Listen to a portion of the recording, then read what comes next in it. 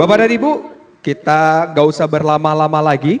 Mungkin kita akan langsung saja menyapa narasumber kita yang nantinya akan banyak-banyak memberikan satu insight yang bagus kepada kita semuanya. Mungkin Bapak dan Ibu sudah tahu siapa narasumber kita, ialah yang sudah hadir pada kesempatan kali ini merupakan fitness practitioner yang pastinya sudah sangat luar biasa. Kalau saya ngelihatnya adalah beliau influencer paling pertama gitu ya, kalau ngurusin soal lifestyle. Sebelum ada beberapa influencer sekarang yang bermunculan. Gak usah berlama-lama lagi, inilah dia Mas Aderay. Silakan Mas. Apa kabar Mas? Baik, alhamdulillah. Silakan mungkin di sini ya Mas ya. Boleh Mas Aderay. Siap. Yang ini. Oke. Terima kasih Mas Rusa. Siap, sama-sama Mas Aderay. Saya minder kalau di sampingnya Mas Aderay gitu ya. Panggilannya Mas, Beli, atau apa nih Mas Aderay? Oh, apa aja boleh. Apa aja ya, karena kalau Mas Ade kan jadi agak aneh gitu ya. Jadi saya panggilnya Beli aja. Iya, baik. Boleh. Beli, ya. Terima kasih banyak sudah hadir pada kesempatan kali ini. Jadi tadi kalau kita lihat prolognya memang Beli Aderay ini dihadirkan di sini khusus untuk acara layanan pelanggan. Harapannya adalah bisa memberikan satu insight positif buat peserta-peserta kita yang memang sekarang sudah hadir secara online dari Sabang sampai dengan Merauke. Mungkin boleh sapa-sapa terlebih dahulu. Halo semuanya gitu ya. Halo ya teman-teman sekalian, salam sejahtera buat kita semua. Assalamualaikum warahmatullahi wabarakatuh. Saya ucapkan selamat Hari Pelanggan Nasional ya, berarti Betul sekali. hari ini ya. Saya memberikan apresiasi sebesar-besarnya kepada Mandiri In Health ya, yang care dan peduli terhadap perjalanan daripada kesehatan ya para pelanggannya ya. Mudah-mudahan acara ini bisa ada manfaatnya nanti. Amin amin ya robbal alamin. Terima kasih banyak juga Pak Syukri dan juga Ibu Bu Jenny ya. Terima kasih atas kesempatan. Siap, terima kasih juga Beli Aderay. Tema siang hari ini kan sangat menarik ya untuk kita bahas ya Beli ya. Apalagi saat ini banyak dari kita yang tanpa sadar sudah sejauh mana sih kita menjadi tuan rumah yang baik buat diri kita sendiri gitu ya. Oke, mungkin sebelum itu kita akan melihat dulu CV dari Beli Aderay terlebih dahulu. Silakan.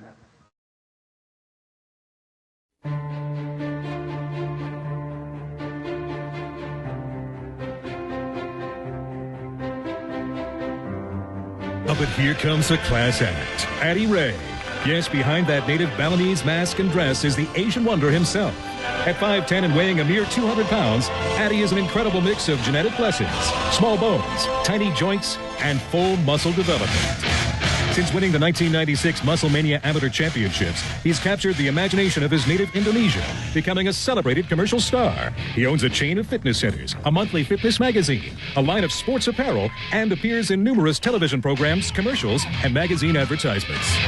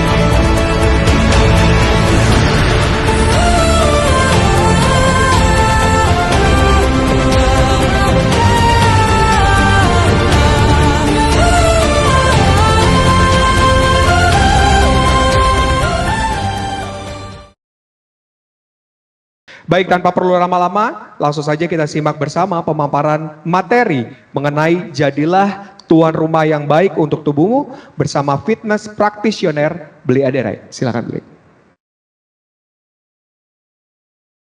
Ya, baik. Terima kasih teman-teman atas kesempatannya. Jadi judulnya adalah jadilah tuan rumah yang baik untuk tubuh kita sendiri. Ya, betul ya Mas Rozak ya. Saya izin, saya langsung aja berarti ya. Boleh sambil cerita Mas Rozak? Iya teman-teman ya. Jadi kalau kita lihat di sini ada seekor kucing kecil sedang berputar-putar. Dari kejauhan ada kucing yang tua menghampiri dan bertanya, "Kamu sedang ngapain?" Dia bilang, "Saya sedang mengejar ekor saya." Lalu ditanya, "Kenapa kamu mengejar ekor kamu?" "Karena saya diajarkan di sekolah seperti itu." "Lo memang sekolah apa?" Dia bilang dia sekolah di sekolah filsafat kucing. Di sekolah filsafat kucing diajarkan dua hal. Yang pertama adalah, yang paling utama dari seekor kucing adalah kebahagiaan. Dan kebahagiaan itu letaknya ada di ekor kita. Makanya kenapa dari tadi dia kejar-kejar terus ya. Dia berharap kalau seandainya dia dapatkan ekornya, maka kebahagiaan akan menjadi milik dia selamanya. Nah, kucing tua itu mungkin tersenyum dan berkata, "Wahai anak muda, mungkin saya besarnya di gang, tidak pernah sekolah." Ya, tapi saya setuju bahwa memang yang paling utama dari seekor kucing itu adalah kebahagiaan, dan kebahagiaan itu letaknya ada di ekor kita. Tapi saya tahu kalau seandainya saya melakukan hal tersebut, saya tidak akan pernah mendapatkannya gitu ya. Tapi apa yang saya lakukan? Yang saya lakukan hanya melakukan dua hal. Yang pertama yaitu adalah saya menjalankan segala sesuatu dengan senang hati, dalam arti mencintai apa yang saya lakukan. Dan yang kedua tentunya tidak hanya bermanfaat bagi diri saya sendiri, tapi juga bermanfaat bagi kucing-kucing lainnya. Maka apa yang terjadi, saya tidak perlu mengejar ekor saya, tapi ekor saya yang akan mengejar kemanapun saya pergi. Nah, jadi moral dari cerita inilah sebenarnya yang mendasari dalam hal kalau saya berbicara tentang kesehatan dan karir. Kadang-kadang sehat itu nggak perlu dicari, karir itu juara nggak perlu dicari. Tapi kalau kita menikmati proses perjalanannya, jadi di sini temanya lebih kepada menghargai sebuah proses sesungguhnya. Nanti yang namanya hasil, jadi kalau istilahnya buah dari hasil kerjaan kita, the fruit of our action itu dengan sendirinya akan menjadi sebuah konsekuensinya. Nah, jadi makanya kenapa menyenangkan kalau seandainya kita bisa melakukan segala sesuatu yang dengan senang hati dan bermanfaat bagi diri kita dan orang lain, maka biasanya kesehatan, kesuksesan, kebahagiaan apapun juga akan mengikuti kita. Nah, saya membuat satu definisi tentang sehat sesungguhnya adalah sehat itu katanya bersahabat dengan pertemanan hati, sakit bersahabat dengan perawanan hati. Di sini saya cuma ingin mengatakan bahwa pada dasarnya tubuh manusia itu memiliki satu yang namanya kecerdasan sendiri. Jadi ketika terjadi ada nuansa pengorbanan di sana, pada saat itulah makanya tubuhnya akan melawan sendiri. Makanya kenapa ada istilah yang mengatakan 95% orang yang diet gagal gara-gara karena dia berkorban gitu. Tapi ketika dia punya pemahaman apa yang dia lakukan, nah pada saat itu dia akan mendapatkan hasilnya. Nah, jadi teman-teman sekalian, jadi pertemanan hati itu sebenarnya berawal dari sebuah pemahaman, dan pemahaman adalah fondasi daripada sebuah kepatuhan. Jadi kalau kita maknai seseorang disiplin itu sebenarnya karena ada pemahaman di baliknya.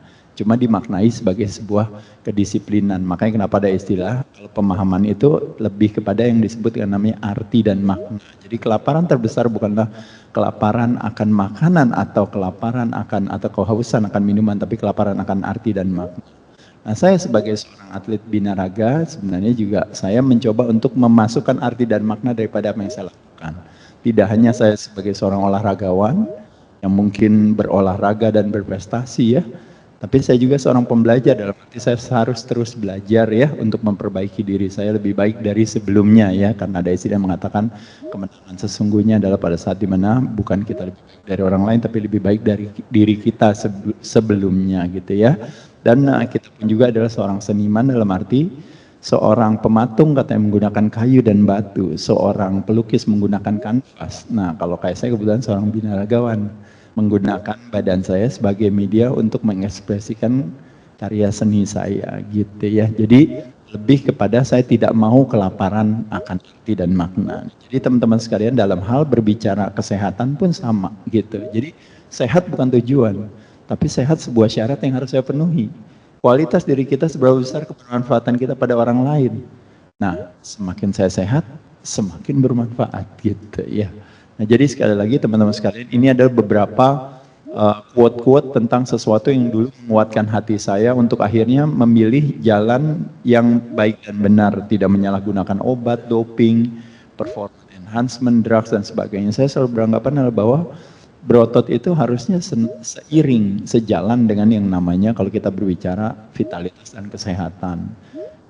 Bodybuilding is important for nation building. Dalam tubuh yang sehat itu sebenarnya representasi daripada jiwa yang kuat gitu. Jadi hal-hal yang seperti itu yang harusnya menjadi fondasi daripada arti dan makna. Makanya kenapa kita bilang kayaknya nggak mungkin deh saya harus menyalahgunakan obat untuk hanya sekedar menghalalkan segala cara untuk berprestasi gitu ya. Jadi saya tidak hanya ingin menjadi seorang juara olahraga, tapi siogianya seorang juara olahraga adalah dia juga juara sehat. Nah, jadi hal itulah yang mau saya sampaikan sama teman-teman. Jadi sehat memang tidak menarik selagi masih kita miliki, menjadi menarik pada saat dia pergi dari kita. Mencari sehat pada saat dimana sehat masih kita miliki menjadi mudah dan murah, tapi pada saat dia pergi dari kita menjadi mahal dan susah. Jadi mumpung masih sehat kita jaga, bukan kebalikannya kita semena-mena cenderung. Nah tadi menjadi tuan rumah tuh maksudnya itu ya gitu ya. Jadi sehat dari akar katanya sebenarnya kalau bahasa Inggrisnya kan health. Health itu dari akar kata itu namanya whole, artinya kalau kita berbicara itu menyeluruh. Kalau istilahnya holistik. Nah ada satu kata sebenarnya kalau kita berbicara menjadi tuan rumah yang baik bagi diri kita, itu artinya kita punya kemampuan untuk menciptakan kesenangan. Ketika kita menciptakan kesenangan pada badan, maka konsekuensinya sehat. Ketika kita menciptakan kesenangan pada pikiran kita, memilih opsi cara pandang yang menguatkan hati, maka konsekuensinya adalah ketenangan. Ketika kita menciptakan kesenangan pada emosi kita, emosi dari kata emovera artinya tubuh yang terusik karena opsi cara pandang kita. Ada istilah orang bilang hati yang gembira menyembuhkan gitu ya. Ketika kita lagi sedih lagi apa, otomatis badannya lemah gitu ya. Nah jadi emosi konsekuensinya adalah yang namanya kecintaan dan kasih sayang.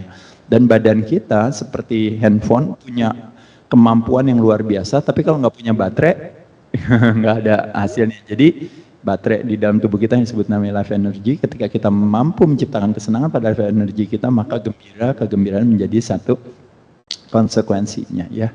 Jadi kalau istilahnya di sini senang, di sana senang, di mana-mana hatiku senang, hati yang senang menyehatkan ya teman-teman sekalian. Jadi sekali lagi menyenangkan ketika kita bisa mencari sehat dari luar. Dalam hal ini misalnya ada dukungan daripada intervensi medis gitu ya, dibantu ini apa. Tapi menyenangkan juga kalau seandainya kita bisa mencari sehat dari dalam. Nah dalam hal ini yaitu ada perilaku sebagai prasyaratnya. Nah jadi kalau kita fokus ke dalam mencari sehat, maka kita akan berfokus kepada akar permasalahan, warisannya kemandirian, bukannya kebalikan. Yang kita fokus adalah kepada menekan ujung permasalahan dan warisannya justru ketergantungan. Jadi sekali lagi teman-teman di sini kita bisa lihat. Jadi menyenangkan kita bisa dapatkan dari luar, itu yang disebut namanya kuratif pendekatannya. Cuma harus ada konsekuensi nanti yang dilakukan di sana, tapi ada juga yang sifatnya ke dalam ya. Jadi kita bersyukur secara komersial kita punya asuransi, secara sosial dengan gotong royong dibantu kita dapat juga, tapi ada juga kalau secara perilaku namanya asuransi personal gitu ya. Nah jadi teman-teman kalau kita bicara rumus bahagia itu sebenarnya mirip sama seperti rumus kebahagiaan, persis seperti rumus kesehatan. Jadi kalau kita berbicara Mas Rozak, dilihat di sini, S tambah C tambah V sama dengan H. H itu artinya health, artinya happiness, artinya healthiness. Nah jadi kalau kita lihat di sini, set point in our brain atau mindset cara pandang kita terhadap sesuatu itu sebenarnya berkontribusi hampir 48% terhadap kebahagiaan kita atau terhadap kesehatan kita. Voluntary choices artinya keputusan yang kita ambil hari ini. Tidak ada kata terlambat, keputusan yang saya ambil hari ini itu akan membawa kita ke bahagia, kontribusinya itu 40%. Nah uniknya, condition of living yang selama ini yang kita pikir itu yang akan menjadi syarat bahagia, yang disebut dengan namanya apa yang saya punya, posesi saya, berarti posesi harus lebih banyak katanya baru nanti bahagia. Prestasi harus lebih banyak, nanti baru saya bahagia. Reputasi, apa kata orang terhadap saya, itu harus lebih banyak, itu baru saya bahagia. Tapi dalam rumus ini persentasenya hanya cuma 6-12%. Kenapa hal itu terjadi? Karena jawabannya karena tubuh manusia terlalu cerdas. Jadi ketika Mas dulu miskin, habis itu makin lama makin baik, kan udah baik kan nyaman kan? Nah udah nyaman pasti selalu merasa kurang, pasti mau lagi. Jadi dulu naik motor, sekarang udah naik mobil. Mobilnya udah satu, kepengennya mobilnya lebih bagus lagi. Kalau mobilnya udah bagus, kalau bisa mobilnya 2. Jadi di situ kita bisa melihat bahwa untuk bisa bahagia itu dia kontribusinya nggak banyak gitu.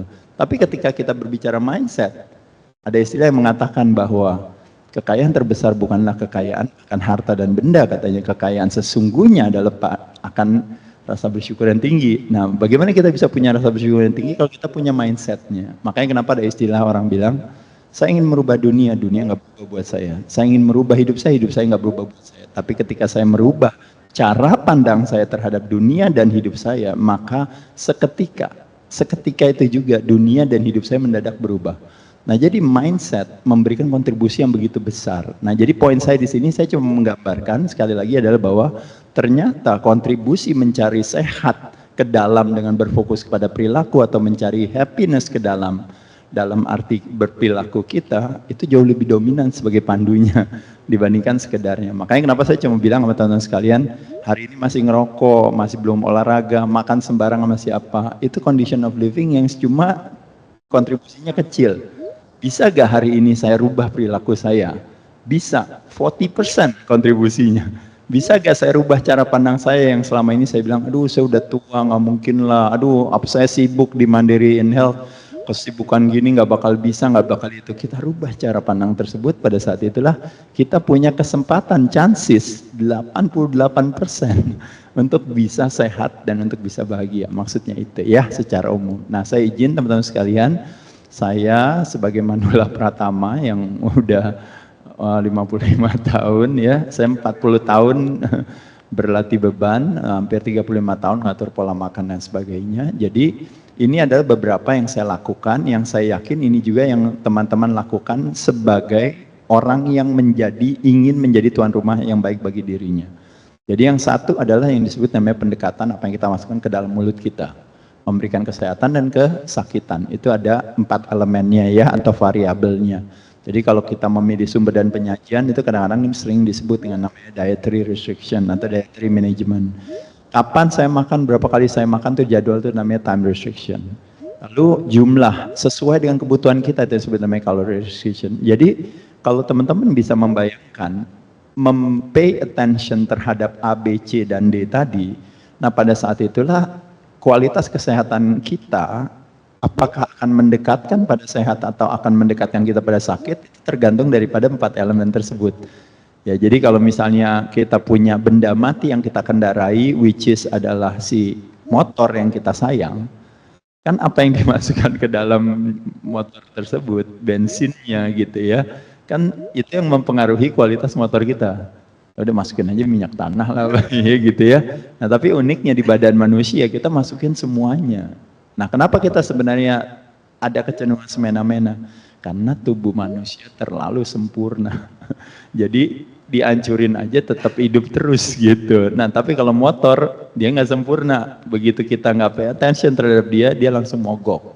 Nah jadi teman-teman sebenarnya membayangkan tubuh kita seperti ibaratnya kita punya pasangan, yang ibaratnya kita nggak perlakukan dia dengan baik, kita cuekin aja apa, dan dia tetap sayang sama kita.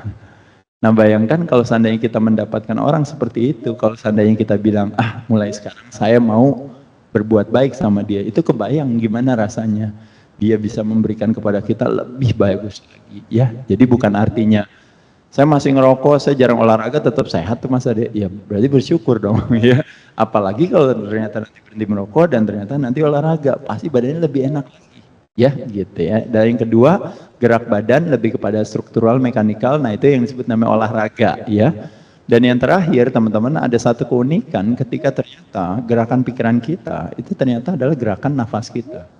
Jadi Mas Rozak lagi kesel, lagi marah, lagi sebel, lagi kecewa, nafasnya pendek dan cepat.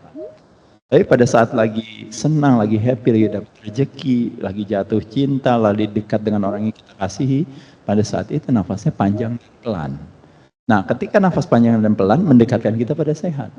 Ketika nafas kita pendek dan cepat mendekatkan kita bukan pada sakit, tapi tidak pada sehat karena tumbuh dan berkembang bukan menjadi prioritas. Yang menjadi prioritas lebih kepada berproteksi karena ada ancaman.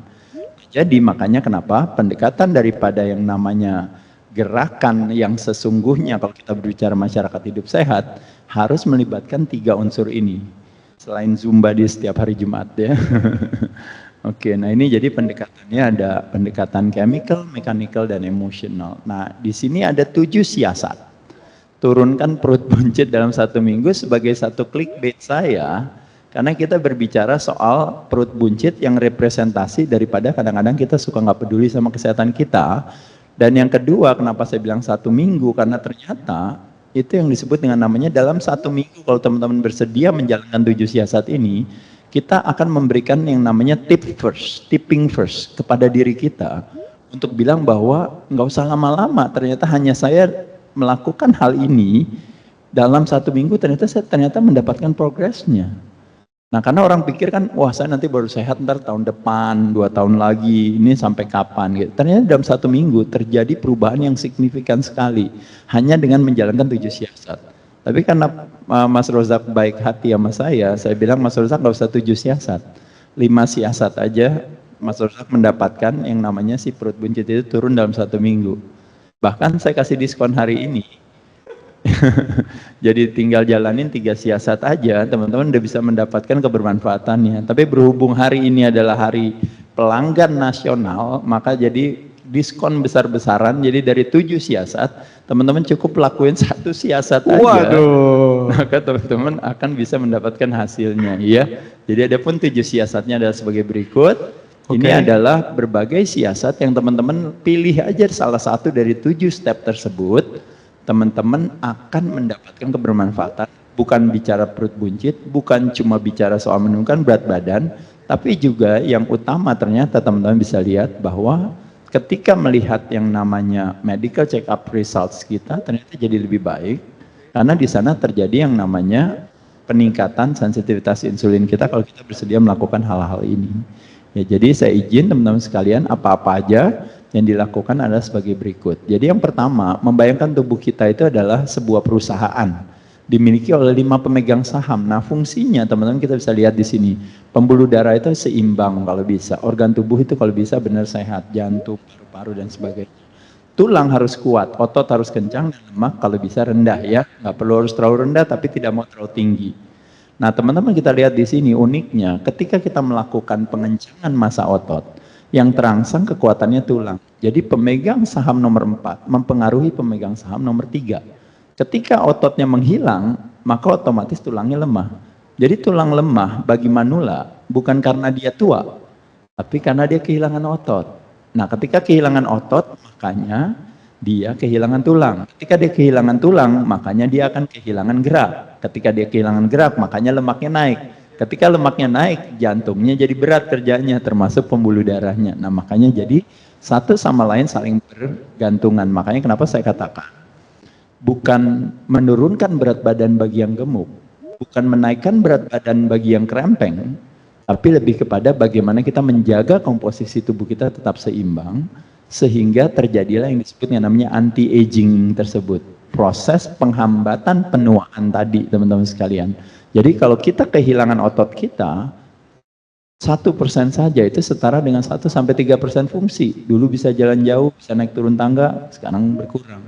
Dulu bisa ngangkat-ngangkat barang, terjadi penurunan 3-5% per 1% per tahunnya. Setelah 40 tahun, ini juga saya baik hati, katanya sebenarnya setelah 30 tahun gitu, tapi 40 tahun lah gitu ya. Dan uniknya juga kehilangan 1% massa otot itu setara dengan kehilangan 8-10% speed and explosiveness. Ini yang menggambarkan makanya kenapa orang tua itu geraknya lambat atau slow motion. Jadi kalau orang tua lambat bukan semata-mata karena bijaksana ya juga ya, selain bijaksana tapi juga karena kehilangan massa otot ya. Nah, jadi ini yang disebut dengan yang namanya sarkopenia, adalah kehilangan massa otot yang menyebabkan terjadinya osteopenia, permasalahan tulang, akhirnya menyebabkan terjadinya kadar lemak yang meningkat yang menjadi representasi daripada klaim Mandiri in Health. Nah, ini dia semua ya. Jadi gula darahnya naik, tekanan darahnya, permasalahan jantung, kolesterol ya, dan sebagainya, yang kalau kita nanti investigasi itu karena sel tidak sensitif lagi terhadap insulin. Salah satunya adalah kebanyakan makan, karbohidratnya kebanyakan, kemasan kebanyakan kita makan, dan juga jarang bergerak ya. Jadi itu yang terjadi.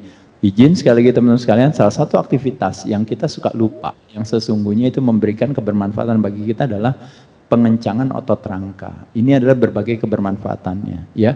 Sebagai obat alami yang membuat gula darah menjadi lebih stabil. Karena kalau otot dikencangkan, maka otomatis gula yang ada di pembuluh darah kita akan terpakai. Jadi itu adalah is a sugar burning activity yang paling optimal. Is the largest site of glucose disposal, tempat pembuangan gula terbesar itu adalah otot kita. Nah, jadi sebelum kita makan nasi, tepung, makan gula pasir yang sebenarnya tidak ada lemaknya, tapi ketika kita masukkan ke dalam mulut kita, kenapa kita jadi berlemak? Karena disimpan di dalam sel lemak, karena pada saat dia permisi kulonuon atau punten ke otot, ototnya bilang katanya saya nggak pernah dilatih sama kitanya. Jadi kita tidak menjadi tuan rumah yang baik bagi otot kita. Nggak pernah dilatih, jadi ototnya terbatas. Sehingga begitu makan kerupuk, makan mie, makan kue basah, kue kering, makan keripik, akhirnya langsung disimpan di dalam sel lemak.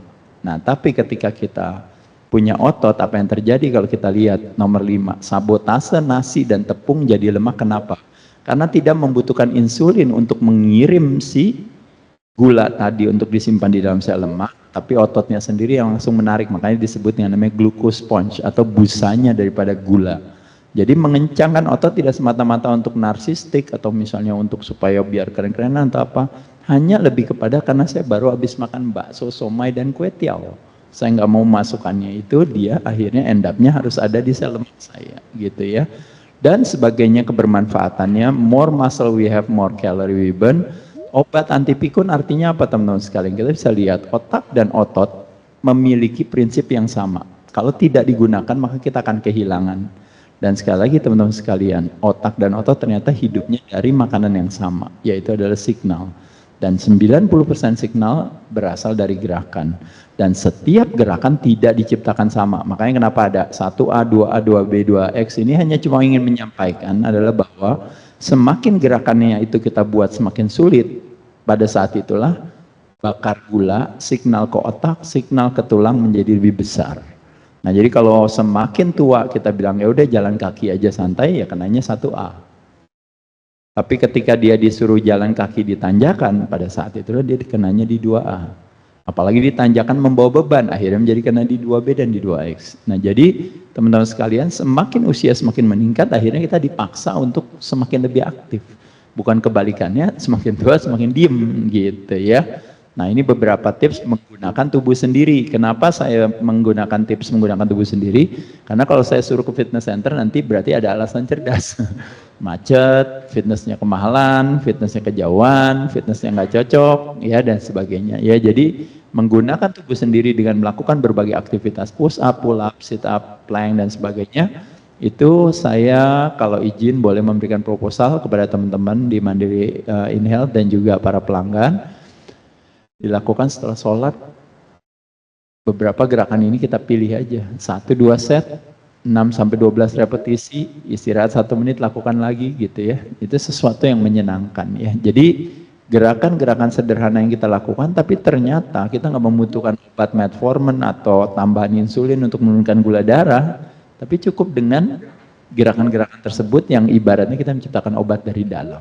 Ya, jadi mencari sehat dari dalam. Inilah yang sesungguhnya menjadi tuan rumah yang baik bagi dirinya sendiri ya. Lanjut lagi teman-teman, yang kedua adalah pendekatan puasa. Nah, puasa ternyata memberikan kebermanfaatan yang luar biasa. Itu ada 36 jenis kebermanfaatan puasa yang mungkin hari ini nggak beres-beres kalau kita bahas satu-satu. Ya, tapi secara umum sebenarnya hanya ingin mengatakan kalau dulu orang sakit gara-gara kekurangan makan, itu yang disebut namanya defisiensi. Tapi hari ini orang-orang sakit gara-gara kelebihan makan. Makanya kenapa puasa akhirnya menjadi salah satu solusi terbaik bagi kita. Karena pada saat puasa ternyata apa yang terjadi teman-teman sekalian? Yang terjadi lemak sebagai yang namanya reserve energi di badan kita. Jadi energi yang disimpan yang menjadi tabungan karena kita kebanyakan makan kan dan tidak dipakai. Ketika kita puasa mau tidak mau tidak ada pemasukan, maka badan akan menggunakan tabungan untuk dia pakai. Makanya kenapa fat loss terjadi. Klaim daripada Mandiri InHealth related sama yang disebut namanya metabolic syndrome atau sindroma X. Penyakit yang berhubungan dengan jantung dan pembuluh darah. Karena apa? Karena kebanyakan terpapar daripada racun. makanya terjadi inflamasi, makanya kolesterolnya tinggi, makanya tekanan darahnya tinggi, makanya gula darahnya tinggi. Dengan berpuasa, kita akhirnya terhindar dari permasalahan itu. Nah, selain daripada itu juga terjadi namanya neurodegeneratif itu karena ketika tadi kita nggak puasa, akhirnya berkelanjutan.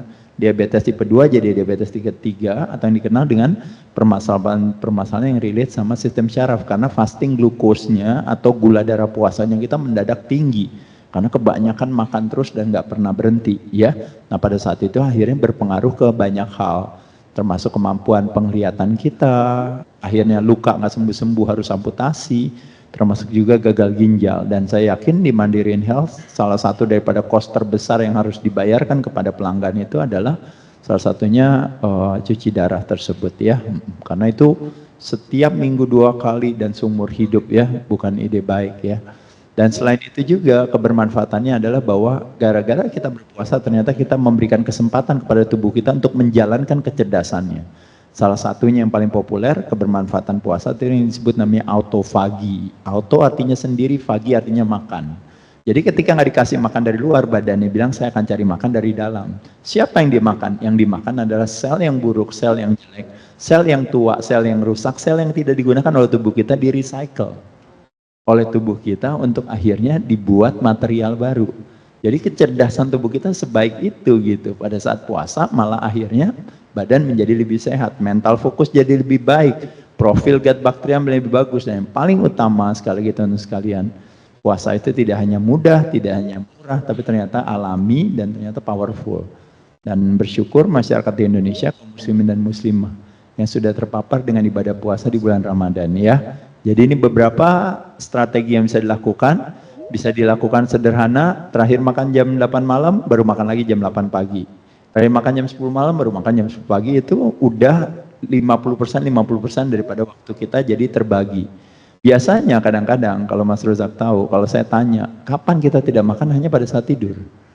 Tidur kita berapa persen dari 24 jam itu cuma 30% atau 25% misalnya kalau tidurnya cuma 6 jam. Nah, jadi teman-teman bisa lihat di sini dengan saya membuat jendela 24 jam itu menjadi setengah-setengah, itu akan sudah membantu sekali kepada badan saya untuk bisa istirahat.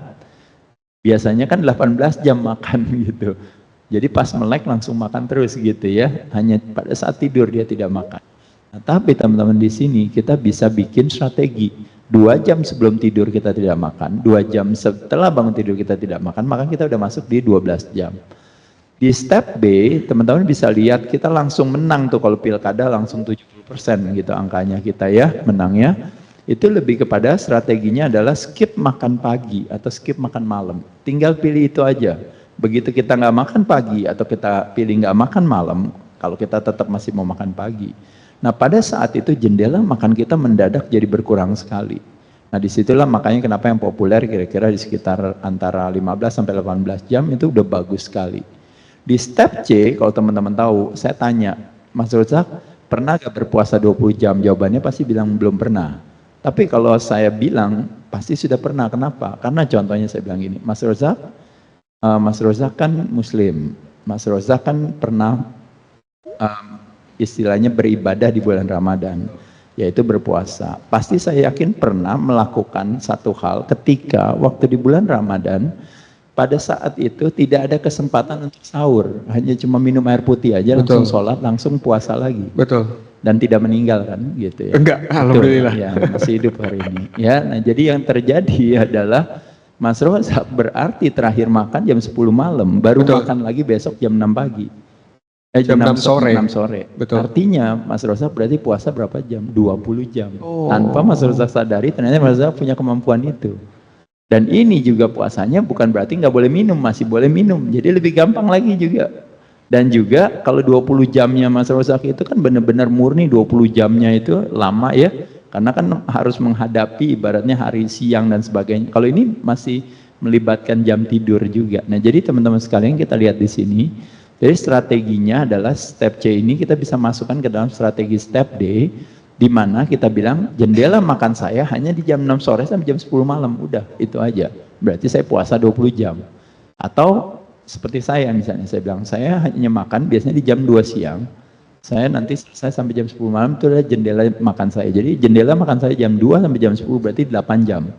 Berarti saya tidak makan 16 jam. Nah itu udah sehari-hari aja begitu aja biasa. Di setiap jendela makan saya, bisa nggak saya makan cuma satu kali? 1 meal a day, namanya bisa. 2 meal a day, bisa juga 2 met, 3 met juga, 3 meal a day juga bisa, nggak ada masalah. Tapi intinya, hanya dengan strategi ini teman-teman akan bisa lihat betapa hanya sekedar membuat kita sehat itu cukup dengan kita punya disiplin untuk mengatur jendela tidak makan saya menjadi lebih kecil, memungkinkan paparan terhadap keracunan itu menjadi lebih berkurang. Nah di step E, itu yang udah gampang aja, kalau sekali waktu teman-teman boleh melakukan yang namanya 24 jam puasa. Jadi terakhir Mas Rozak nanti kan makan malam nih, berarti baru makan lagi besok malam.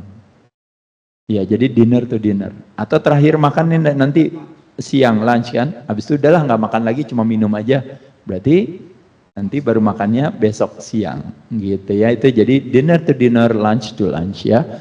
Atau ada yang namanya puasa Daud, artinya puasa selang-seling. Jadi hari ini puasa, besok enggak, tapi kita libatkan dengan misalnya 24 jam. Jadi contoh misalnya Mas Rozak misalnya terakhir nanti makan jam 10 malam ya. Terakhir itu makan. Berarti besok puasa baru makan lagi besok malam lagi. Nah, besok malam baru makan lagi itu berarti 24 jam. Nah, habis itu nggak puasa. Habis itu sehari berikutnya lagi puasa lagi. Nanti habis itu nggak puasa lagi. Jadi on off gitu ya. Itu yang dilakukan. Atau mau lebih jauh lagi, tidak 24 jam, 36 jam puasa Daudnya. Yaitu adalah terakhir makan nanti siang, berarti baru makan lagi besok malam. Habis itu nggak puasa lagi. Sampai nanti ntar siangnya lagi, off lagi, langsung lagi sampai lusa malamnya lagi dan selanjutnya. Jadi teman-teman silahkan bersiasat aja, ada step A, step B, C, D, dan F ya, silahkan aja teman-teman ya. Lalu nah ini kita berbicara siasat di jendela makan teman-teman sekalian. Jadi prinsipnya adalah sederhana. Kalau kita makan karbo cenderung kebanyakan atau kekurangan? Cenderung kebanyakan. Makanya kenapa terminologinya adalah kita harus mengontrol karbo kita. Protein setiap kali kita konsumsi kan cenderung kekurangan. Kebanyakan kita makannya kan karbo olahan dan lemak olahan ya. Nah, makanya kenapa harus diprioritaskan, karena dari katanya protos itu artinya yang utama, first rank gitu, ranking pertama itu batu batanya kalau di badan di fondasi di bangunan tubuh kita ya.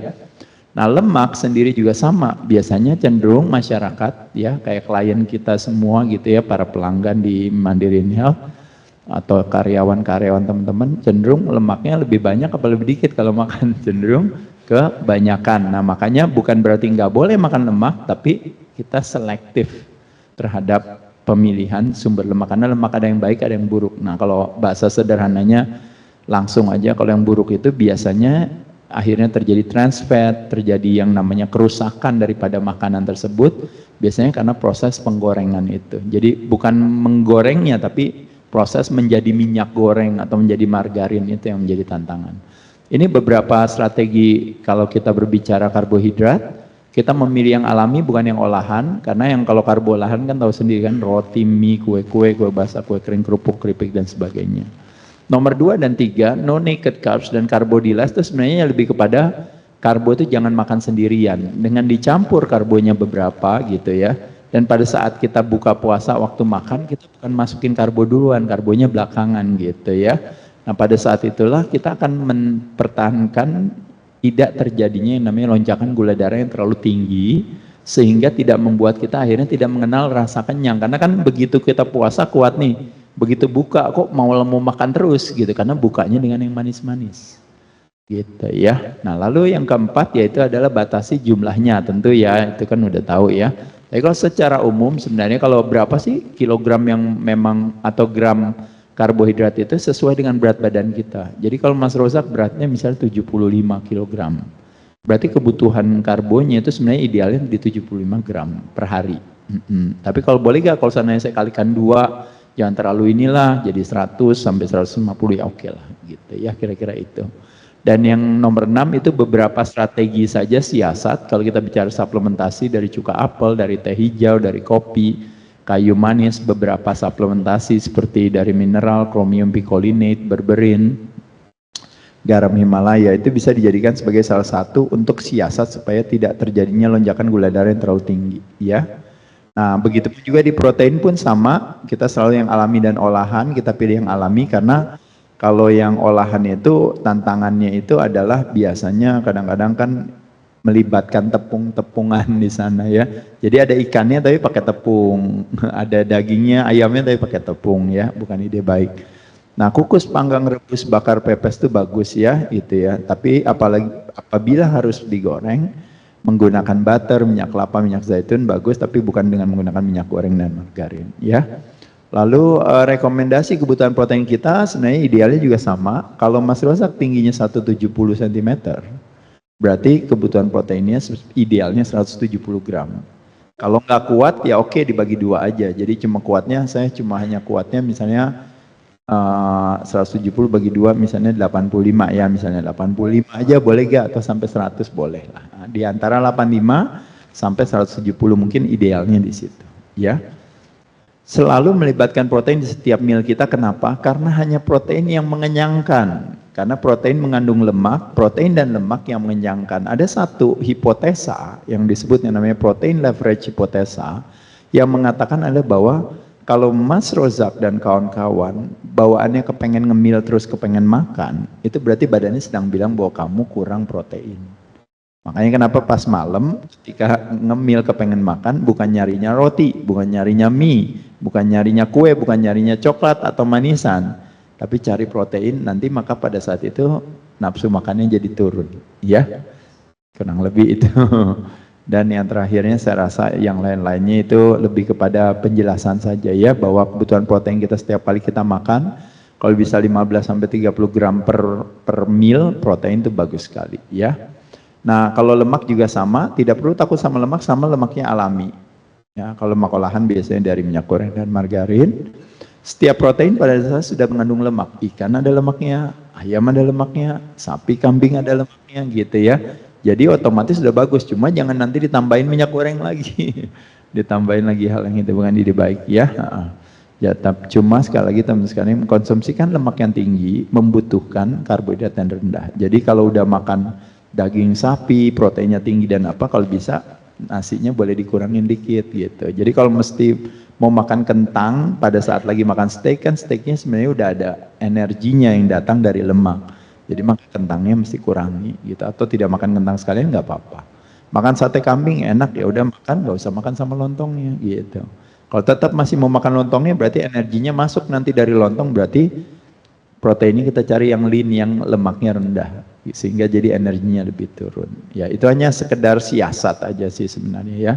Selain daripada itu juga teman-teman sekalian, apa yang bisa membuat perut kita buncit turun dan juga kita terhindar daripada kesakitan dan imunitas kita meningkat adalah dengan stay aktif setiap hari. Nah salah satunya kalau teman-teman tahu di sini yaitu adalah kalau pernah dengar 5,000 steps every day, 10,000 steps, idealnya memang bisa 15,000, itu bagus sekali ya.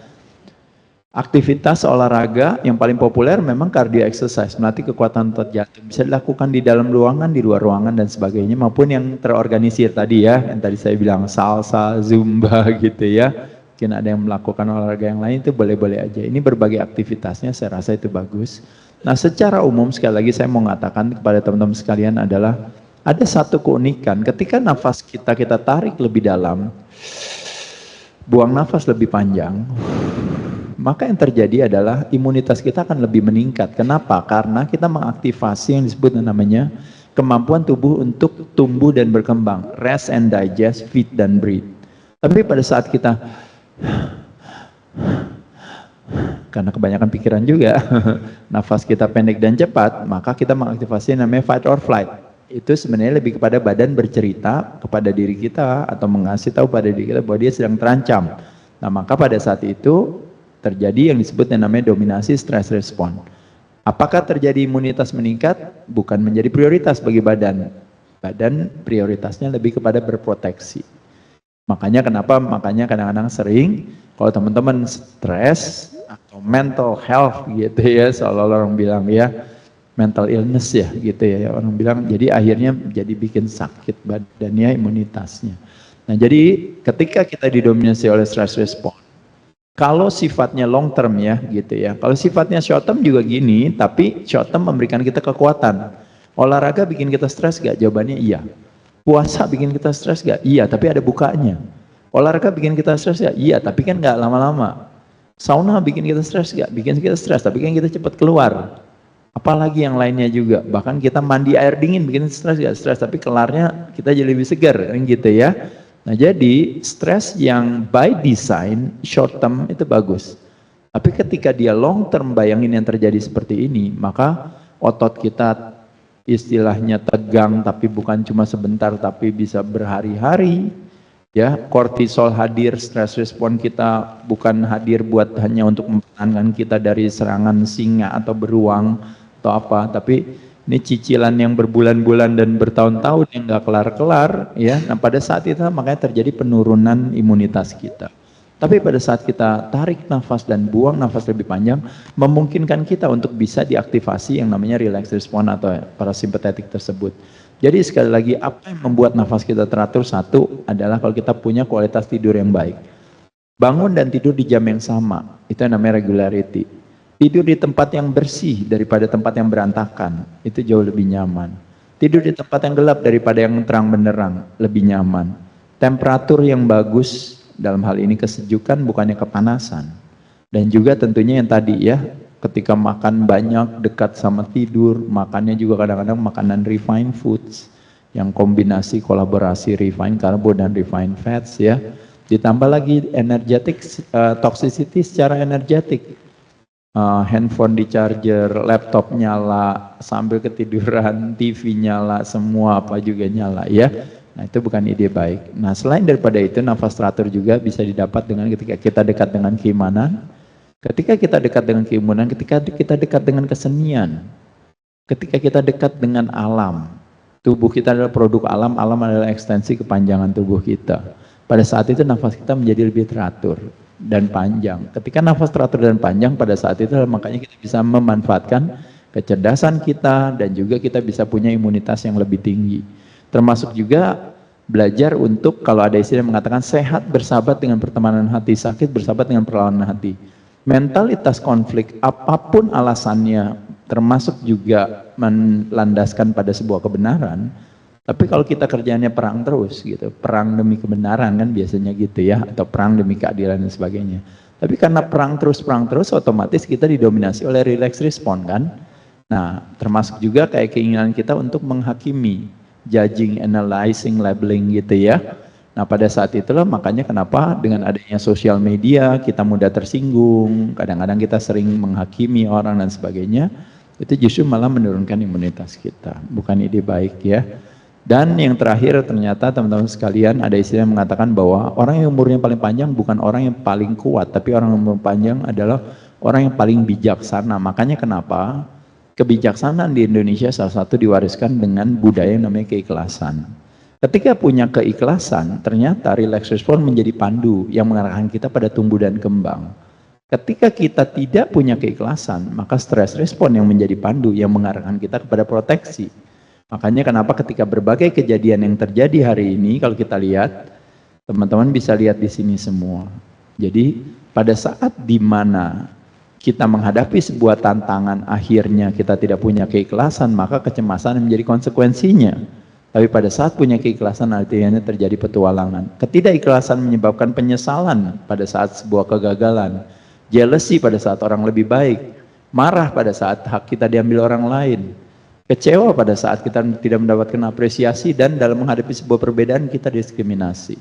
Tapi keikhlasan membuat kita jadi punya toleransi, punya kesabaran dan ketabahan, meskipun kita tidak mendapatkan apresiasi. Memiliki pemaafan yang luar biasa, menjadikan kelebihan orang lain jadi motivasi bagi kita dan kegagalan kita menjadi sebuah pembelajaran. Jadi saya rasa di sini ini adalah berbagai hal yang sebenarnya kita bisa lakukan. Ketika punya keikhlasan, nafas kita jadi lebih teratur, badan kita jadi lebih sehat. Itu salah satunya yang kalau berbicara kita ngomongin mental health ya teman-teman sekalian ya. Jadi kalau ada satu mitologi, ini sebenarnya mitologi aja. Jadi kalau Mas Rozak tahu, dulu manusia hidup katanya bisa sampai 1000 tahun. Ditanya kenapa? Karena ternyata dulu lebih dari populasinya, 75% populasinya itu adalah orang yang bijaksana terhadap dirinya dan orang lain. Nah, orang yang bijaksana terhadap diri orang lain itu makin lama tuh makin menurun. Kenapa hidup manusia tinggal 500 tahun? Karena orang yang bijaksananya katanya tinggal 50%. Kenapa kita hidup tinggal 250 tahun? Karena katanya orang bijaksananya turun lagi, tinggal 25%. Dan akhirnya, kenapa manusia cuma bisa hidup 100 tahun? Itu pun kalau di Indonesia hanya cuma 55 tahun ya, sampai 65 tahun. Karena ternyata hanya tinggal 1-2% orang yang bijaksana terhadap diri dan orang lain. Kita mengadopsi mentalitas konflik. Jadi tiap hari kerjaannya kan berantem terus gitu ya. Apakah satu pihak dengan pihak lain gitu, satu partai dengan partai lain, satu suku dengan suku lain, satu kelompok dengan kelompok lain, bukan ide baik. Jadi sekali lagi ada istilah yang mengatakan adalah bahwa nasib daripada sebuah sel bukan tergantung daripada intinya, tapi tergantung daripada dindingnya. Dinding tersebutlah yang disebut namanya lingkungan. Makanya kenapa teman-teman sekalian menyenangkan kalau lingkungan itu adalah lingkungan yang mengarahkan kita kepada kesehatan, bukan kebalikan yang mengarahkan kita kepada kesakitan. Begitupun juga dalam menyaksikan cerita kebaikan, itu juga meningkatkan yang namanya imunitas dan pertemanan hati tersebut. Jadi kalau ada satu penelitian, kalau Mas Rozak tahu, yaitu adalah yang mengatakan seperti ini. Kalau orang lain berbuat baik terhadap orang lain, maka imunitas dia meningkat. Kalau kita menerima kebaikan daripada orang lain, pas dites orang yang menerima kebaikannya ternyata imunitasnya ikut meningkat. Tapi unik daripada penelitian itu adalah apa? Orang yang menyaksikan Mas Rozak memberikan kebaikan pada orang lain yang menerima kebaikan daripada Mas Rozak, saya hanya menyaksikan saja. Begitu saya dites, ternyata imunitas saya meningkat. Nah, poin dari cerita ini adalah sangat ironis ketika hari ini para pelanggan Mandiri Health dan sebagainya, semua apakah lebih banyak kita terpapar dengan menyaksikan kebaikan orang terhadap orang lain atau menyaksikan keburukan orang lain terhadap orang lain. Nah, disitulah makanya pinternya kita untuk mencari lingkungan atau apa yang kita lihat, apa yang kita saksikan, apa yang kita dengar, yang nanti akan jadi materi persepsi kita di kepala kita. Balik lagi cara pandang. Nah, pada saat itulah kalau semua yang menguatkan hati yang menjadi dominasinya, maka mendekatkan kita pada sehat. Tapi mentalitas konflik akan mendekatkan kita pada sakit. Ya, jadi teman-teman sekalian, bahaya terbesar bukanlah ketika kita memiliki cita-cita yang tinggi dan tidak mampu meraihnya. Bukan bahaya terbesar itu. Punya cita-cita tinggi dan nggak mampu meraihnya. Tapi bahaya terbesar adalah ketika kita memiliki cita-cita yang rendah. Itu yang kita yakini dan itu yang kita lakukan. Nah, dalam hal cita-cita sehat, ironisnya, kita itu cita-citanya rendah. Jadi nggak mungkin lah, udah gini lah, udah nggak bisa gitulah. Saya nggak ada waktu buat ini karena saya harus mengantar anak ke sekolah. Saya adalah ibu yang baik. Saya tidak ada waktu buat olahraga, saya mesti mengantar istri saya ke kantor. Saya adalah suami yang baik.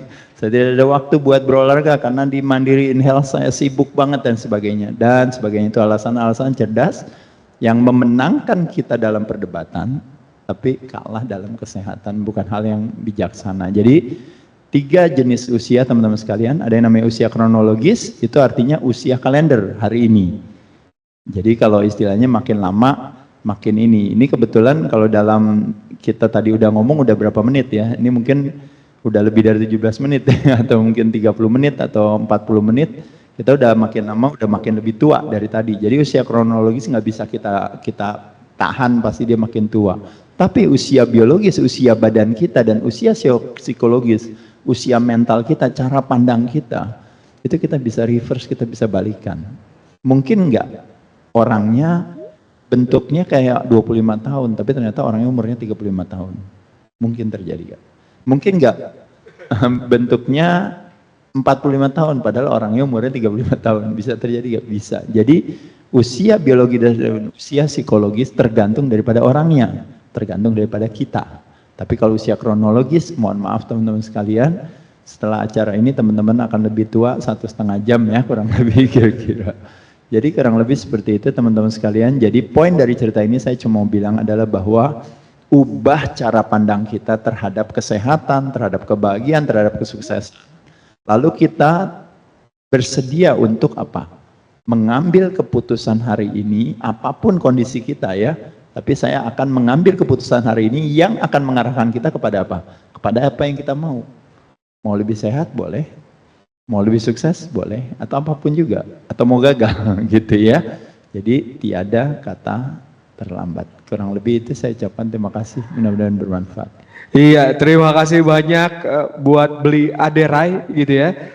Banyak banget insight-nya Bapak dan Ibu. Saya rasa juga Bapak dan Ibu di sana gitu ya menyaksikan secara online cuma terpukau doang. Wah, iya juga ya. Apalagi tadi pas lagi ngobrolin masalah mindset. Ternyata awal mula dari semuanya itu mindset yang memiliki proporsi persentase lebih tinggi gitu ya untuk mencapai kebahagiaan. Nah, nanti mungkin sembari kita cari tahu siapa saja yang sudah bertanya, beli Aderai. Mungkin saya bertanya terlebih dahulu gitu ya. Boleh. Karena kebetulan nih sekarang saya ini lagi coba untuk tadi meningkatkan massa otot beli Aderai. Jadi memang banyak makan protein gitu ya. Nah, saya khawatirnya karena mungkin ada beberapa dokter juga yang bilang jangan terlalu banyak protein, nanti asam urat gitu. Nah, kira-kira proporsinya yang paling baik buat tubuh kita, tadi kan sebenarnya sudah diinformasikan, dan penyeimbangnya apa sih beli gitu? Ya, jadi sekali lagi pilihan kata mempengaruhi rasa. Jadi kalau kita bilang protein harus tinggi, nah itu kan berarti kan pilihan katanya kita kan adalah harus tinggi. Padahal kalau kita buat satu investigasi kenapa protein harus tinggi, karena kecenderungan kita makan protein itu selalu rendah. Makanya kalau bisa harus tinggi, lebih tinggi daripada yang terlalu rendah. Jadi bukan proteinnya tinggi, tapi memprioritaskan protein. Makanya kenapa terminologi saya di presentasi ini adalah memprioritaskan protein. Karena cenderung kalau kita makan kan misalnya contohnya, makan mie instan, makan nasi goreng, makan mie goreng, makan kue-kuean, makan roti. Hampir cenderung kolaborasi antara karbo dan lemak. Oke. Proteinnya kurang.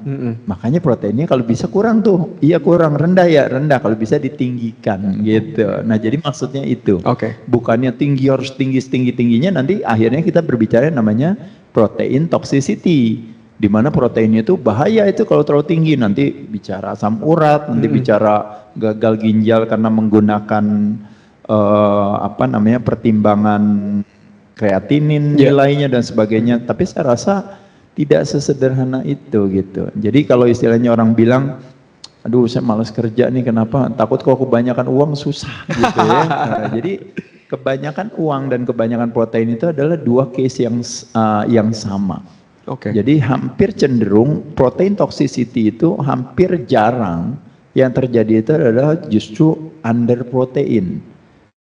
Over muscle itu jarang, yang paling sering terjadi adalah under muscle gitu. Jadi kalau tadi Mas Rozak bilang saya mau meningkatkan nih protein saya bagus. Nah kebutuhan protein saya berapa yang tadi saya katakan. Kalau berdasarkan WHO dan Kementerian Kesehatan ya mungkin cuma 1 gram per kilogram gitu atau 0,7 gram per kilogram. Berat badan kita gitu ya. Tapi kalau seandainya idealnya, karena tergantung daripada masing-masing orang, semakin dia rajin latihan beban, kebutuhan proteinnya dia bisa semakin tinggi, dan semakin dia tua terpaksa dia harus proteinnya tinggi karena dia ingin mempertahankan massa otot.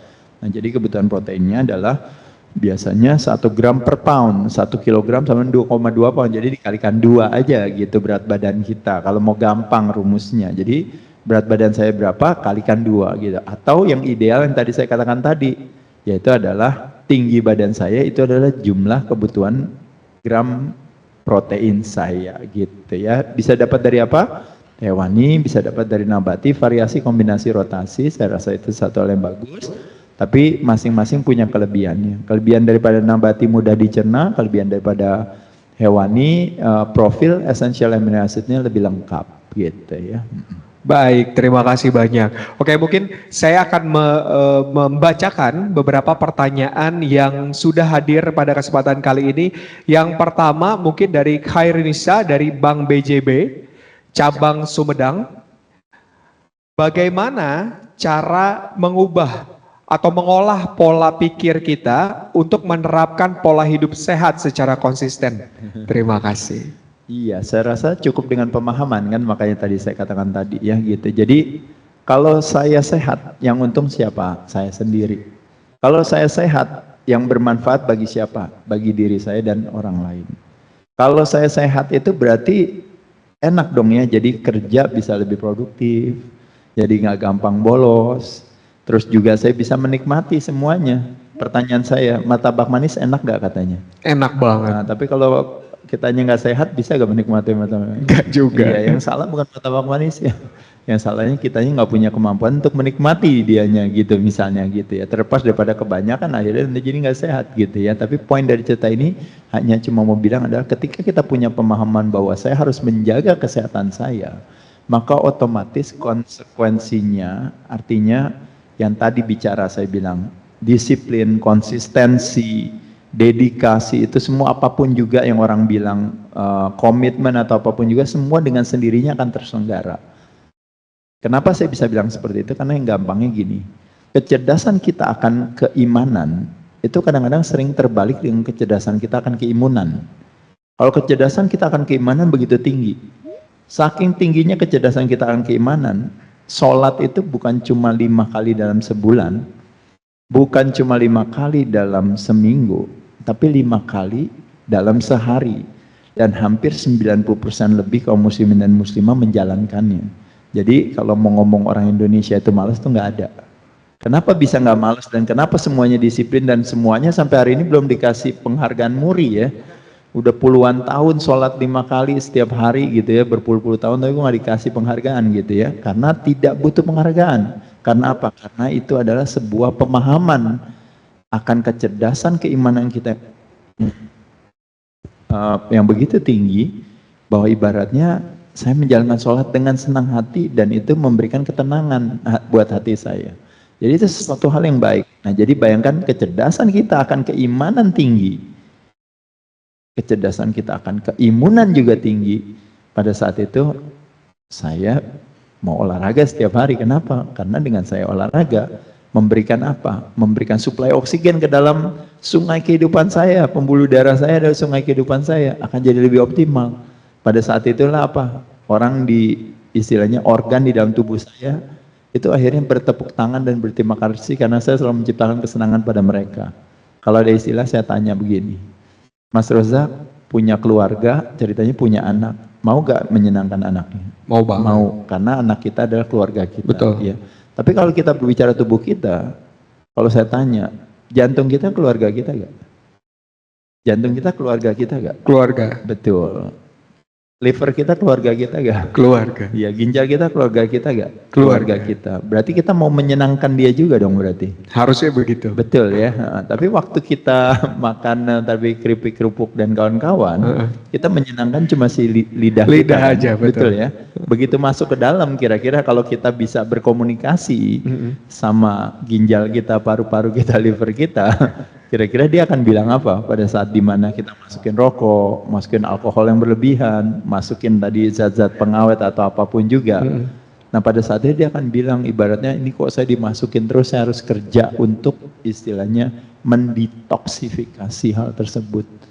Nah jadi apakah saya menciptakan kesenangan pada organ tubuh saya, kepada anggota tubuh saya, kepada orang yang terdekat, keluarga terdekat saya adalah sebenarnya adalah badan saya sendiri. Nah ini yang makanya balik lagi, apakah benar-benar kita menjadi tuan rumah yang baik bagi diri kita sendiri, bagi tubuh kita? Ternyata jawabannya iya ya, enggak juga gitu ya. Saya senangnya cuma di mulut, saya happy, saya relax gitu. Tapi setiap hari itu saya membuat organ tubuh saya, liver saya kerja tiap hari harus beresin itu racun-racun yang setiap hari saya terpapar dan saya masukkan. Itu bukan ide baik, bukan yang menciptakan kesenangan, saya menciptakan penyiksaan kepada organ tubuh saya, bukan hal yang bijaksana. Siap, banyak banget sebenarnya insight. Tadi dari satu pertanyaan insight-nya banyak banget. Jadi bukan hanya ngomongin masalah pola kesehatan, tapi juga pola mindset gitu ya Bapak dan Ibu. Lanjut ke pertanyaan selanjutnya, yaitu adalah sebentar. Pertanyaannya dari silakan dari Khadijah. Saya dari DJ dari PT Dharma Henwa. Katanya nih orang yang suka ketawa itu bisa buat sehat karena saraf bekerja baik, kadang sampai bisa keringetan dan membantu manajemen stres. Sependapat nggak Kak katanya? Ya, menurut saya kalau mungkin bahasa yang lebih tepatnya adalah hati yang gembira menyembuhkan, hati yang gembira menyehatkan, hati yang gembira memberikan kita imunitas yang lebih tinggi. Mungkin maksudnya itu. Dan kegembiraan kadang-kadang direpresentasi dengan salah satunya adalah tertawa gitu ya. Bukan mentertawakan orang lain gitu ya, dengan artinya di atas penderitaan orang lain gitu ya. Bukan tertawa karena saking sedihnya gitu ya, jadi ironis gitu ya. Tapi mungkin tertawa dalam arti yang secara umum gitu ya. Ketika kita memang tertawa akan sesuatu yang memang menyenangkan. Iya, saya rasa tepat sekali. Siap, asal jangan ketawa sendirian aja ya. Nanti jadi takut, apalagi ketawa di atas pohon gitu ya, jangan sampai ya. Ketawa sendiri juga selama memang bersahabat dengan pertemanan hati ya nggak apa-apa juga. Oh iya, gitu. boleh. Apa-apa. Siap. Biasanya yang jadi yang nggak sehat yang ngelihatnya biasanya. Dianya nggak Jadi kok kenapa-napa. aneh nih, kenapa nih gitu ya. betul. Abis ikut kelasnya Kak beli Adera gitu. Kita lanjut dari Welly Andreas dari PT ASDP Indonesia Ferry. Iya. Apa yang dapat dilakukan untuk meningkatkan motivasi untuk care dan terus continue dalam menjalani pola hidup sehat? Ya, itu tadi yang saya katakan ya. Jadi edukasi adalah amunisi daripada sebuah pemahaman. Ketika kita punya satu edukasi kepada diri kita, kita bilang, tahu gak kalau olahraga itu ternyata 1 menit membakar hanya cuma 5 kalori misalnya. Nah pada saat kita makan makanan kadang-kadang yang habis dalam 5 menit itu kadang-kadang kita masukinnya bisa 300 sampai 600 kalori. Berarti kalau kita makan dalam 1 menit atau 5 menit itu kita memasukkan 300 sampai 600 kalori, sedangkan kita harus membayar hal tersebut dengan olahraga 1 jam, mau sampai kapan saya mau olahraga gitu, karena kecepatan yang saya masukkan ke dalam mulut saya kalah dengan kecepatan saya membakarnya. Nah pada saat itulah makanya akhirnya kita menyadari bahwa tampaknya saya harus mengatur deh, bukan cuma mengatur pola keuangan saya. Kecerdasan kita akan keuangan kan tinggi kan, betul ya. Gimana ya caranya tiap hari saya mau belanja terus gitu, tapi kan gajinya nggak mencukupi kan gitu ya. Padahal masih ada kewajiban lain, bayar cicilan, bayar tabungan, bayar sekolah, bayar anak, bayar macam-macam ya. Nah jadi teman-teman sekalian, kalau kita pay attention pengaturan keuangan kita dalam hal pengaturan kesehatan pun juga sama, maka pada saat itu nanti teman-teman akan bisa punya kualitas manajemen yang lebih baik gitu ya. Jadi saya pikir memang edukasikan diri kita dengan berbagai pemahaman, pengetahuan tentang informasi dan data yang baik yang mendekatkan kita pada sehat. Nah pada saat itulah nanti yang namanya pemaknaan konsistensi, disiplin itu dengan sendirinya akan terjadi. Ya kalau bahasanya kayak saya bilang lah, istilahnya wanita sesibuk apapun dia tetap dandan. Tetap rapi, tetap wangi. Kenapa? Karena kecerdasan atau pemahaman akan kecantikannya tinggi. Jadi mau sesibuk apapun juga, mungkin nggak sempat mandi sekalipun dia tetap wangi. Yang penting dandan sama wangi. Iya dandan. Kenapa? Karena kecerdasan dan kecantikannya tinggi. Gitu. Nah bayangin nanti teman-teman kecerdasan dan kesehatannya tinggi, nggak ada waktu. Ya udah saya push up aja 1-2 set setelah sholat. Nggak perlu harus ke fitness center, nggak perlu harus pergi olahraga ke lapangan sepak bola, atau mesti harus melakukan, mesti punya apa. Saya gunakan badan saya sendiri hanya dengan salah satu proposal saya, yaitu adalah olahraga setelah sholat. Itu segampang itu gitu. Jadi teman-teman sekalian, sebelum acara ini, teman-teman kalau ditanya olahraga berapa kali? Saya cuma seminggu sekali, 2 kali, atau 3 kali aja dianggap udah banyak. Tapi dengan teman-teman mau belajar di materi hari ini dan mau mendengarkan saya bisa katakan sama teman-teman lain kali kalau orang tanya sama kita setelah acara ini, saya olahraga seminggu berapa kali? Teman-teman akan bisa jawab, saya berolahraga 35 kali seminggu. Kenapa bisa 35 kali seminggu? Karena saya selalu olahraga setelah sholat. Setelah sholat saya push up 2 set.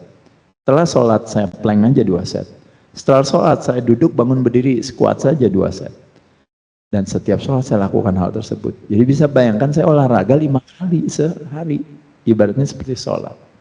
Jadi sesuatu yang mudah, sesuatu yang murah, sesuatu yang nyaman dan ternyata selain alami dan juga powerful. Persis mirip kayak puasa. Jadi tidak ada istilahnya alasan cerdas bagi kita untuk menjauhkan kita pada kesehatan. Seharusnya dibalik. Siap, terima kasih banyak. Jadi memang kalau pengen mulai sehabis sholat dulu teman-teman, Bapak dan Ibu. Jadi sehabis sholat bisa tadi ada plank, ada push up, paling nggak nyampe 5 menit kali ya. Nggak sampai. Nggak sampai 5 karena menit satu sudah. kali gerakan cuma nggak sampai 1 menit, 1 menit, masalahnya. betul. Istirahat 1 menit, lakukan lagi gerakan lagi. Betul. Jadi permintaannya cuma basic aja, cuma 2 kali. 2 kali. Biasanya kadang-kadang teman-teman akan beradaptasi, pasti nanti mau lagi kan gitu. Betul. Rasakan perbedaannya nanti mungkin seminggu aja udah kelihatan kali ya. Betul, Beli ya. makanya kenapa tadi saya katakan tadi, dalam 7 hari kita akan tipping first lagi pada saat dimana kita how come I feel better. Ya. Pada saat itu juga ternyata nanti akan mengikuti how come I look better. Wah, mantap sekali. Jangan lupa ya, habis sholat ikuti olahraga yang cuma 5 menit tadi. Kita lanjut ke pertanyaan selanjutnya dari Ibu Sundari Agustini dari Mandiri InHealth, orang dalam nih Beli. Siang Beli, izin bertanya, Siang, Ibu. gimana cara meningkatkan dan mempertahankan massa otot dengan maintenance yang simple dan dapat dilakukan daily tanpa membosankan. Sebenarnya tadi olahraga Betul. 5 setelah Iya, itu aja juga betul. bisa ya. Iya, tadi. Jadi bisa pilih aja. Senangnya plank, senangnya push up, senangnya squats, duduk bangun berdiri, atau menggunakan satu kaki lunges misalnya. Jadi itu divariasi, kombinasi, rotasi, silahkan aja berbagi gerakan tersebut. Kalau misalnya bosen terus, kelar sholat plank terus gitu kan mungkin bosen, oke saya ganti ya. Dan kebermanfaatan daripada latihan beban tadi di presentasi udah saya sampaikan. Nah, salah satunya adalah meningkatkan sensitivitas insulin kita. Jadi yang optimal banget itu ya. Jadi itu kayak jawaban daripada yang selama ini klaim daripada asuransinya itu tuh tinggi hanya gara-gara ternyata permasalahan resistensi insulin. Sel tidak sensitif lagi terhadap insulin kayak kebanyakan makan karbo. Tapi waktu latihan beban kita mengaktifasi reseptor insulin di otot kita, dan otot kita adalah organ paling banyak, paling boros di badan kita. Nah, pada saat itulah permasalahan kesehatan kita mendadak terbayar karena kita menciptakan obat alami yang berasal dari dalam. Baik, terima kasih. Lanjut ke pertanyaan selanjutnya karena banyak sekali pertanyaan, jadi akan kita coba jawab satu persatu, tapi jangan marah ya Bapak dan Ibu jika pertanyaannya tidak dijawab karena keterbatasan waktu. Lanjut dari Audia Kisek dari Yayasan Equalizer Bumi untuk semua. Salam sehat untuk kita semua. Bagaimana cara Beli Aderai memastikan bahwa setiap keputusan yang Anda ambil, baik dalam hal gaya hidup, pola makan maupun kebiasaan sehari-hari benar-benar mempertimbangkan kebutuhan jangka panjang tubuh Anda? Ya, itu tadi kembali lagi memang kan itu yang namanya kayak kenapa saya selalu mengutamakan yang namanya pemahaman. Karena perjalanan kesehatan kita tuh sebenarnya itu dari cuek jadi akhirnya paham gitu sebenarnya. Nah, karena dengan kita punya pemahaman itu, pemahaman kita akan keimanan ketika kita belajar agama, pemahaman keimanan kita kan jadi makin tinggi. Nah, ketika pemahaman kita makin tinggi, otomatis untuk kita berbuat sesuatu yang merugikan atau menyakiti orang lain itu makin otomatis jadi berkurang dengan sendirinya gitu. Nah, jadi persis sama juga bagaimana supaya kita itu bisa melakukan sesuatu yang mendekatkan kita pada sehat. Ya udah, edukasikan aja diri kita ibaratnya, oh ternyata yang tadi saya katakan tadi, oh ternyata kalau puasa ternyata badan kita jadi lebih sehat ya. Nah, kita lakukan hal tersebut gitu. Oh, ternyata hanya sekedar mengencangkan otot kita ternyata bisa lebih sehat. Oh iya betul. Ternyata kalau saya aktif, jalan terus aja daripada naik lift saya naik turun tangga misalnya. Oh, mungkin area parkiran kalau seandainya kadang kita suka kesel dapatnya yang jauh, tapi kita pikir tapi jauh kan bukankah kardionya jadi lebih tinggi nih. Stepnya jadi lebih banyak lagi, bukankah menyenangkan? Waduh, liftnya mati, jadi saya harus naik turun tangga. Akhirnya jadi lebih menyenangkan. Atau aduh, kok barang saya disuruh bawa barang yang banyak nih sama teman-teman saya, dia malah nggak mau bawa barang, saya harus bawa. Bukankah membayangkan itu mindset kita, kita asosiasikan itu sebagai sesuatu yang ini malah sehat, ini malah sehat. Pada saat itulah akan menyenangkan, gitu ya. Baik, sekali lagi memang mindset yang perlu kita rubah. Ya, itu juga yang menjawab pertanyaan daripada Mas Bakti Mulyana juga dari BSI ya, yang mengatakan adalah bahwa kira-kira S itu, jadi set point in our brain to mindset itu kan bobotnya gede, itu 48% kan. Apa aja yang dapat bisa kita lakukan untuk memaksimalkan potensi kebahagiaan atau kesehatan kita itu dengan mengoptimalkan si S tadi gitu ya, yang itu tadi saya katakan tadi. Jadi mindsetnya yang kita rubah.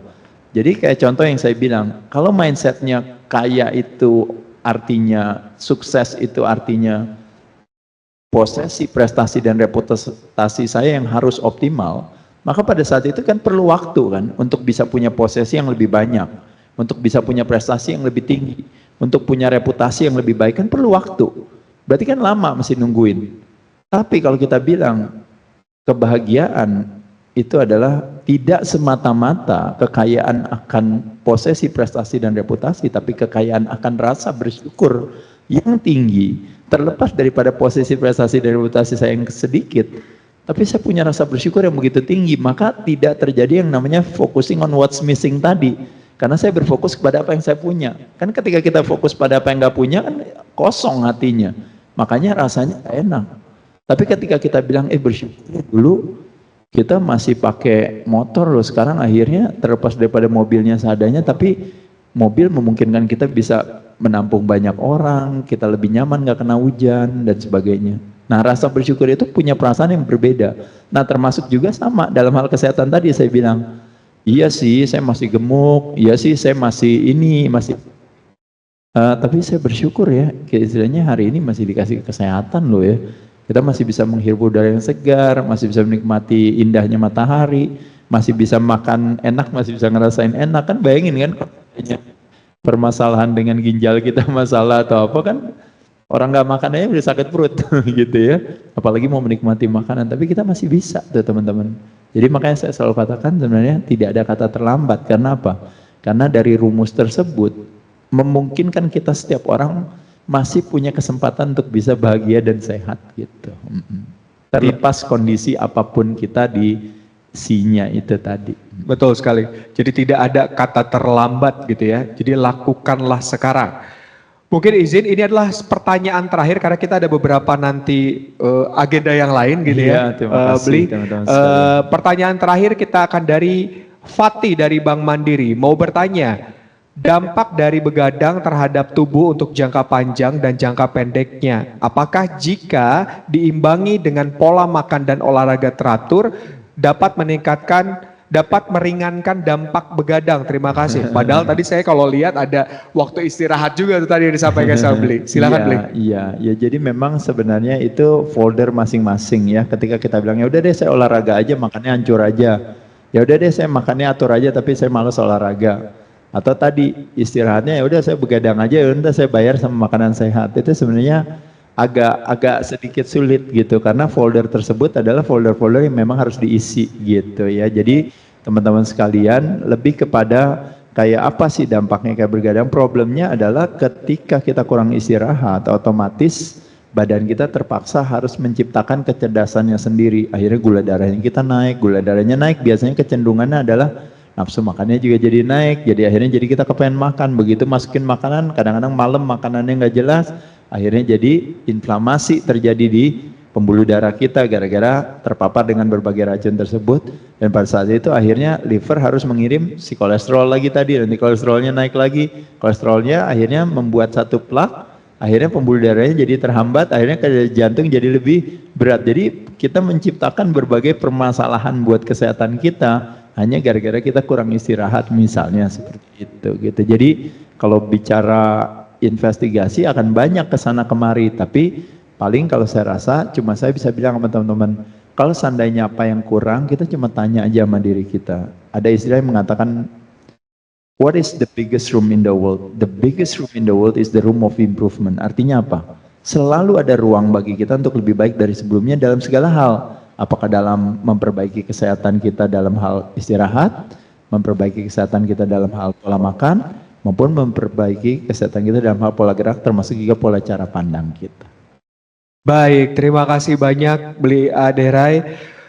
Banyak banget insight dan saya percaya bahwa banyak juga pertanyaan yang belum terjawab, tapi tenang saja Bapak dan Ibu, mungkin kita akan bisa bertemu lagi di kesempatan yang lain gitu ya Beli Aderai. Sebelum kita masuk ke dalam sesi acara berikutnya, mungkin ada closing statement terlebih dahulu dari Beli terhadap peserta kita semua yang ada di seluruh Indonesia, silakan.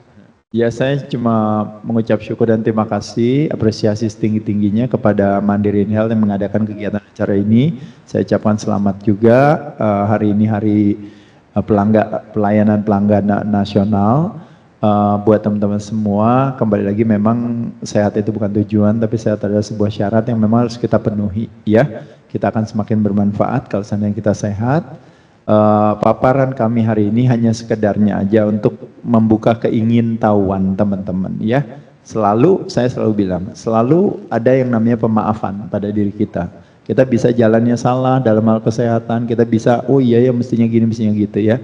Tiada kata terlambat ya. Jadi ada pemaafan, tiada kata terlambat. Selalu berteman dengan hati kita gitu ya. Jangan terpaksa olahraga, harus pola hidup sehat, justru terpaksa harus sholat, terpaksa harus sikat gigi gitu. Kayaknya nggak mau terpaksa ya.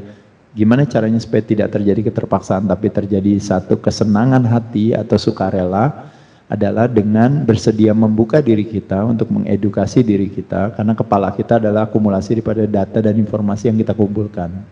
Salah data dan informasi yang tidak akurat dan kita identifikasikan isi kepala kita dengan data yang tidak akurat, makanya kenapa terjadi pelemahan hati. Mudah-mudahan teman-teman hari ini semua informasi hari ini bisa menjadi penguatan hati yang akan mendekatkan teman-teman pada sehat.